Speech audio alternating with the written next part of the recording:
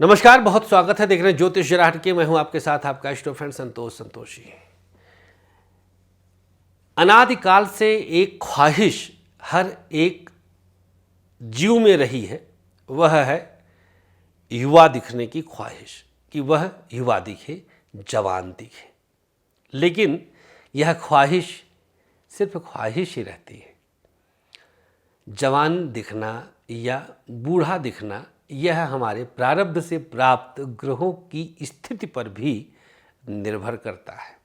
आपके मित्रों में से ही बहुत सारे ऐसे मित्र होंगे जो 35 के होंगे लेकिन 50 के दिखते होंगे, जो 50 के होंगे लेकिन 70 के दिखते होंगे ना, 20 के होंगे 35 के दिखते होंगे, और बहुत ऐसे भी होंगे जो 50 के होंगे 25-30 के दिखते होंगे, कम दिखते होंगे।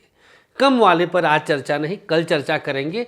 आज चर्चा है कि किन ग्रहों के कारण, किन ग्रहीय योगों के कारण कोई ज़्यादा उम्र का दिखता है, बड़ी उम्र का दिखने लगता है, बूढ़ा दिखने लगता है। कौन से ग्रह हैं? बेहद सामान्य भाव से हम आपको तर्क बताएंगे। उन तर्कों को समझिएगा और समझ करके जानने का प्रयास करिएगा।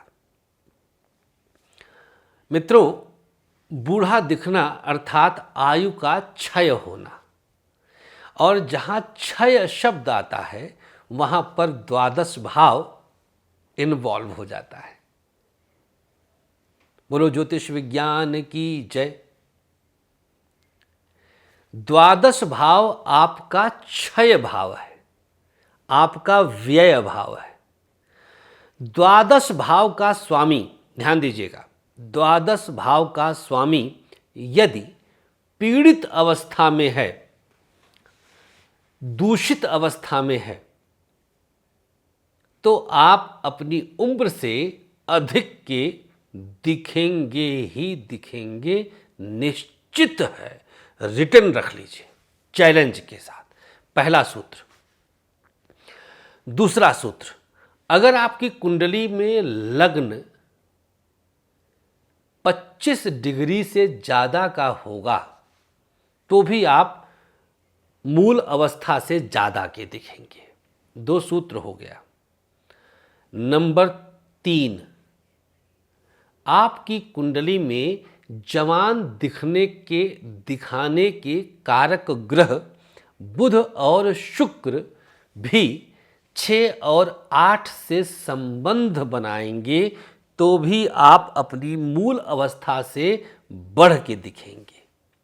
तो कुल मिला के हमने 3 सूत्र बताया। पहला चीज, 12वां भाव का कारक, 12वां भाव के स्वामी दूषित पीड़ित होंगे। एकादश में आ जाएं, 6 में आ जाएं, 12 8 में आ जाएं, तीसरे में चले जाएं। नंबर 2, लग्न आपका 25+ डिग्री का हो, लग्नेश भी अगर 25+ होगा तो भी यही कारक है।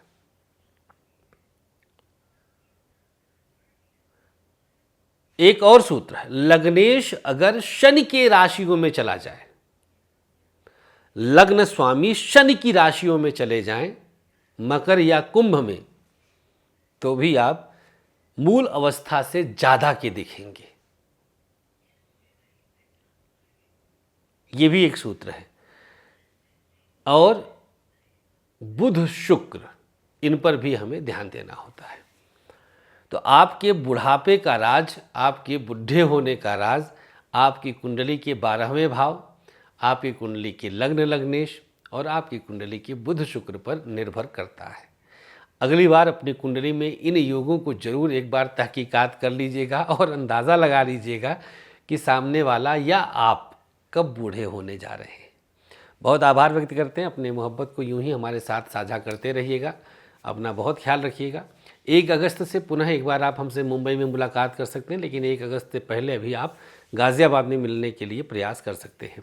30 सितंबर से 6 अक्टूबर श्राद्ध पक्ष के 9वीं तिथि से श्राद्ध पक्ष के अमावस्या तक हम गया जी में हैं। गया जी में हम आपकी पिंडदान, आपकी पितरों की शांति की व्यवस्था में लगे रहेंगे, जहाँ पर संपूर्ण भागवत का भी पाठ करवाएंगे हम। आप डायरेक्ट भागवत पाठ में सम्मिलित हो सकते हैं, मुख्य यजमान बन सकते हैं और उसका लाभ ले सकते हैं। फिलहाल आज के लिए बस इतना ही। अपना ख्याल रखें। नमस्कार। श्री राधे।